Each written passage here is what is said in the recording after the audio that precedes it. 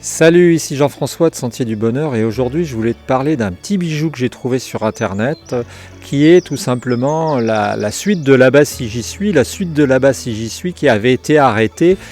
Pourquoi ? Parce que Daniel Mermet faisait de l'ombre. Alors tu connais peut-être pas Daniel Mermet, tu connais peut-être pas Là-bas si j'y suis, mais c'est une émission géniale qui a sévi pendant peut-être une vingtaine d'années sur France Inter.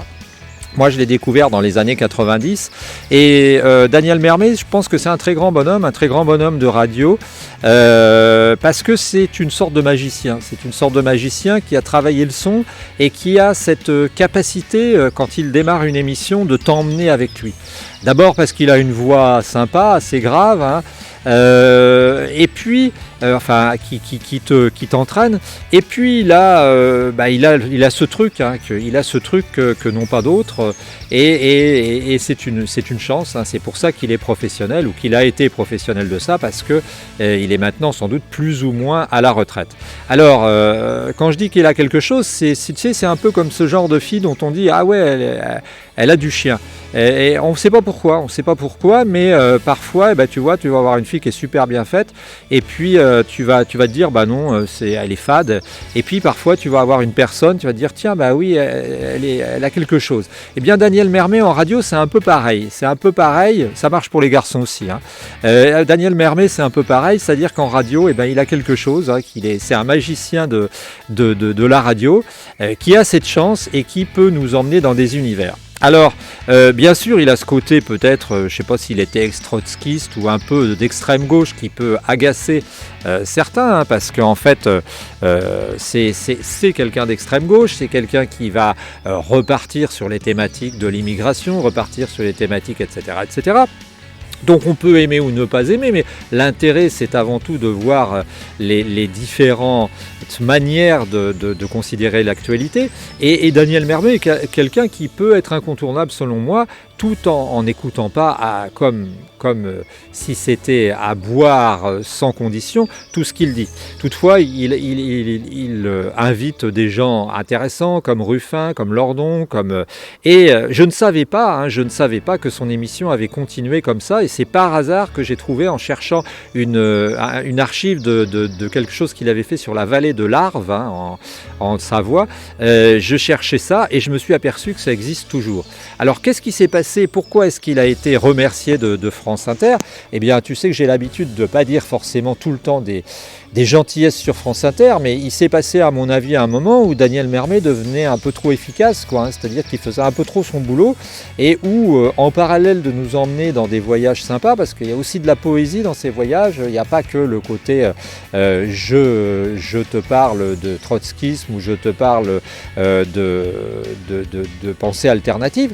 Eh bien, je pense qu'il a commencé à faire de l'ombre. Il y avait beaucoup de monde qui commençait à l'écouter, et on s'est rendu compte, je pense, à France Inter, qu'on était en train de créer des révolutionnaires. Alors tu sais, la Révolution française, j'ai pas fait de sujet là-dessus, mais c'est un peu un mythe en France, mais en fait c'est un peu un mythe l'arbre qui cache la forêt, c'est-à-dire qu'on a bien clôturé la Révolution française, on l'a bien gérée de telle manière qu'elle reste au niveau où elle est. Et la Révolution française, c'était pas mal en 1789, mais s'il y avait eu la Révolution française en 1990, ça aurait été plus désordre. Alors je pense qu'il y a eu des voix qui se sont élevées, puis on a commencé à lui grignoter son émission progressivement, et puis à la fin il n'a plus rien eu, et puis il est parti. On l'a remercié. Et donc il a créé, après, ensuite, Là-bas si j'y suis, il a eu moins de visibilité. C'est pour ça que je te parle de lui, parce qu'il me paraît super intéressant. Et il faut au moins aller voir les sujets. Alors, je ne suis pas d'accord avec la manière dont il fonctionne, parce qu'il a fait quelque chose qui est payant. Hein. Moi, je suis pour la gratuité. Tu vas me dire, oui, mais il a un laboratoire. Il a un studio, et donc il doit payer des choses. C'est un professionnel, je suis d'accord. Mais je trouve que ça représente beaucoup d'argent. Je pense que son abonnement est cher, paradoxalement, pour quelqu'un qui se veut assez populaire. C'est pas une charge contre lui, c'est simplement une remarque.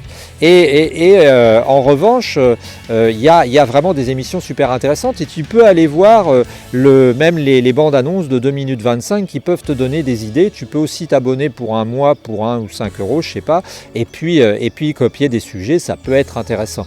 Et je voulais vraiment te signaler ce très grand bonhomme et te dire dire qu'il nous manque dans le paysage médiatique. Hein. Je regrette de ne pas l'avoir suivi plus parce qu'il réagit aussi là sur la guerre en Ukraine, etc. Mais j'avais un peu oublié que là-bas, si j'y suis, continuait à vivre et vivait comme d'habitude. Quand on n'est pas un média bien subventionné, eh bien on doit se subventionner soi-même.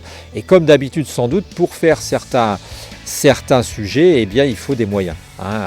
Il y a eu quelque chose enfin j'allais dire amusant, c'est pas amusant, de paradoxal dans la carrière de Daniel Mermet, c'est qu'à un moment on l'a sali, alors je sais pas ce qui s'est passé exactement, tu connaîtras peut-être les détails, mais on l'a sali parce qu'on a dit que finalement les méthodes ultralibérales qui reprochaient au patron de faire travailler les ouvriers de trop sans les payer, eh bien il a été au prud'homme, il est allé au prud'homme parce qu'une ou deux de ses employés, je crois, lui reprochait de s'être comporté comme ses patrons un peu voyous.